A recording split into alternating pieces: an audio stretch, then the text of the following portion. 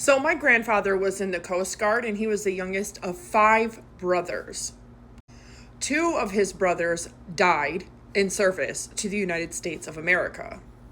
When my grandfather died in 1995, he was awarded by President Bill Clinton for his service in the Coast Guard.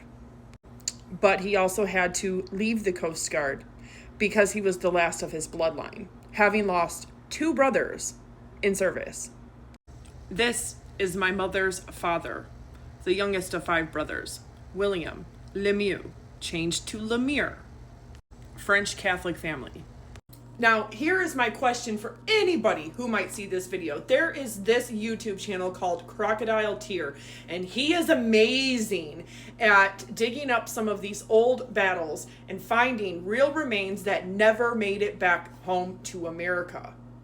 Finding out how the person passed away, their ID tags, giving them their identity back, and oftentimes giving them a true burial that was denied to them between 1939 and 1946.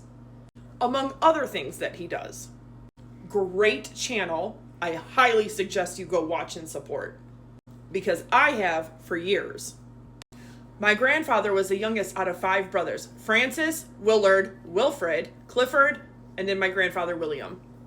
This is a shadow box which belongs to my oldest son, who is now 22, with all of their medals, their military decorations, the few pictures that I have of each of them, and one of the original articles and photos of the 4th brother, Clifford. My grandfather is at the bottom center. Now, let me make this very, very quick, okay? My grandfather's mother was one of 9 children. She was married at 17, gives birth to 3 children. One of them died in infancy. I still have not been able to figure out or find out any information or vital records on how, when, or why. I do know it was between 1917 and 1919. Turns out her husband and her at 17 and 22 get married, and he's already married.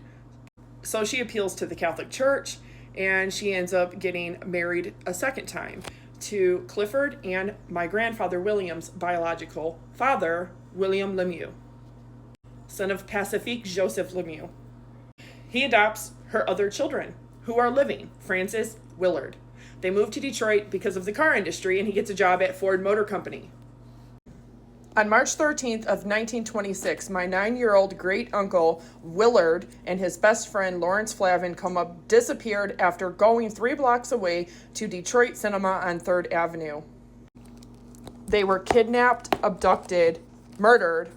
He was dumped in the Detroit River and found 2 months later, and my great-uncle over 4 months later. May of 1926, and my great-uncle in July of 1926. Because of decomp, we never learned exactly how they died, but we know it was foul play. This is my great-grandmother, Delina Lemire. Original last name was Lemieux. They changed it. They Americanized it for English speakers. The original Lost Boys. March 13th, 1926, Detroit, Michigan. They find Lawrence Flavin 2 months later and Willard Lemire 4 months later. This leaves the oldest brother, Francis, and it leaves Clifford and my grandfather William. Now there's 2 brothers that are deceased. One from infancy, from illness, a second from being abducted, murdered, and dumped with his best friend. Because my great-grandmother was married the first time to somebody who was already legally married, she has her marriage annulled by the Catholic Church.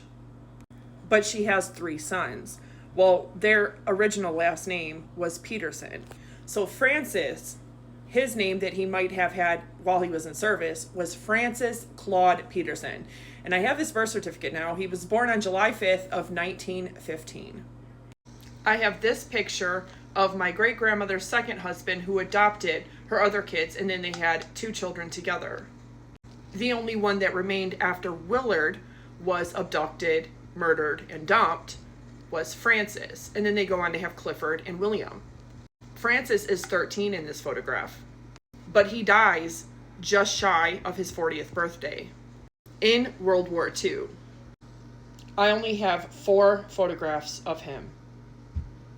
This photograph, this photograph, this photograph, and this photograph are the only 4 photographs I have to prove that Francis ever even existed. My problem is I have spent the last 7 years trying to appeal to the United States Army. I have written them now 3 different times, requesting the entire file on both Francis Claude Peterson and Clifford Lemire. They were born of the same mother and raised by the same father/stepfather. Francis, however, serves in World War II and dies in what I have come to find out must have been around 1945, if not early 1946. But I have pinned it down to likely 1945. He was deployed in World War II, and he was fighting, from what my understanding is, on the Russian front. And they never brought his body back home. But during this time, not only was the first brother, but the 4th brother was serving his 6 years in the Navy, which he survives World War II. That is Clifford. He ends up moving to Kansas City, and he gets married to a woman who has 3 daughters. He marries her, he adopts the kids and raises them as his own. They live very happily for several years. That woman actually just passed away several years back, and she never remarried after that, and she was able to keep his military pension as well as his Social Security, all of that. Her name was Evelyn, and she had 3 daughters. He absolutely was in love with this woman, the same way that my grandfather was with my grandmother. But I did find out something very interesting. Clifford, the 4th brother, not only does he survive World War II, after serving in the Navy for 6 years.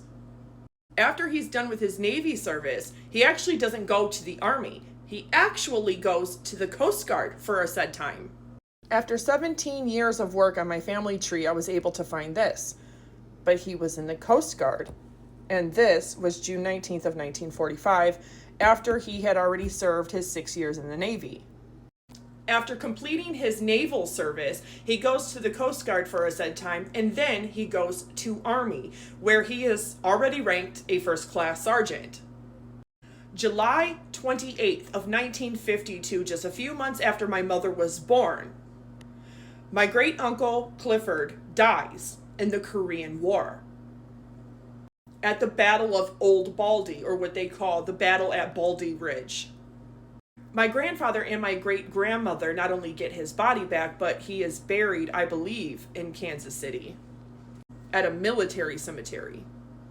He is still there to this day with full military honors, and every now and then, Evelyn's 3 daughters sometimes visit and leave roses. But what I can't find is what happened to the 1st brother, Francis, who died in World War II, serving, from what I understand, in the Battle of the Bulge. So I have, for a 3rd time, written to the Army's archive, and I also have emailed and reached out to different veterans that are specific to Battle of the Bulge or Old Baldy to see if they would be able to locate either of my great uncles and help me to get a copy of each of their files. And the reason being because we were able to get Clifford's body back, but we never got Francis's body back. And I never knew exactly, because my grandfather never knew exactly. So therefore my mother and I never knew exactly what happened when they died or exactly where they died. And that information, not knowing it, has always driven me crazy, because I know there would be some kind of eyewitness testimony or record somewhere of what happened. It was the last of his bloodline. He had to immediately be discharged from the Coast Guard because he already had 2 brothers die in service in World War II and the Korean War, and not even a 7 years time span. But could you imagine what my great-grandmother went through, having 5 children and only 1 survive? All of them dying in the most horrific ways. And in 1952, to lose your 4th son, your husband, and your father all 8 months apart from each other. If anybody has any tips, any advice, anything that can help me to be able to locate where their files are, anybody that I can get in touch with, please let me know.